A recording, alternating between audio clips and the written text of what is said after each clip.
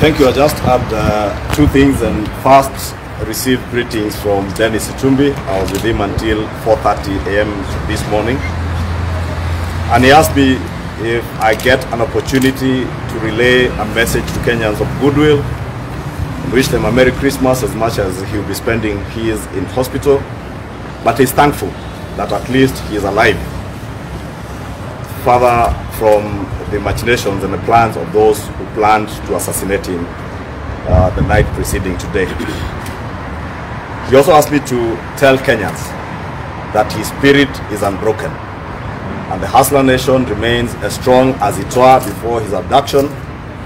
And to his abductors, he prays for them, he wishes them well, and prays for their salvation, but has a message to them that if they thought they are breaking him, or if they thought they will stop him from doing what he does best, then they're in for a very rude shock.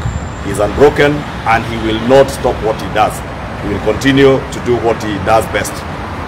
Two, we have seen the statement by the police spokesman. And ours is a very simple message to IG Mutiambai and his boss, President Uhuru Kenyatta. President Uhuru Kenyatta is the commander-in-chief of all our defense forces and armed forces, including the police force. And he's the one person who has sworn with the Bible in his right hand to protect the lives and property of Kenyans. We want to tell President Uhuru Kenyatta, it is not just the life of Dennis Itumbi. The lives of Kenyans. If any Kenyan falls to this criminal deeds operating within the police, illegally operating within the police force, the blood of such a Kenyan will be squarely on the hands of President Uhuru Kenyatta, and therefore he has a greater responsibility, more than any other Kenyan, more than Mutiambai, more than Kibisho, more than Matiang'i, more than those other officers. He is the appointing authority of all these officers, including the cabinet secretaries. And therefore, the buck stops at the desk of President Uhuru Kenyatta to see to it that any criminal hate codes that have been formed within the state are quashed and brought to an end. We want our president, because we elected him on a platform of respecting human rights, respecting and upholding the lives of Kenyans, to live through the oath of office that he took, that he will respect and he will protect not just the Constitution, but the lives of Kenyans, including Dennis Itumbi. Lastly,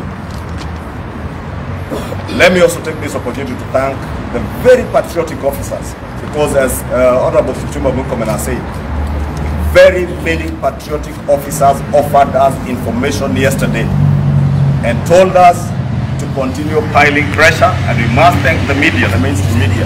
We thank the media because all our mainstream media stations carried the news of the disappearance of Dennis Itumbi last night at 9 p.m. and that is what saved, together with the pressure on social media, that is what saved Dennis Itumbi's life from his abductors.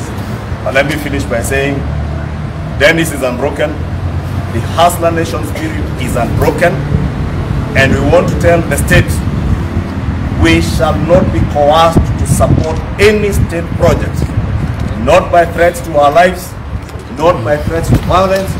Nothing will break the Hustler Nation.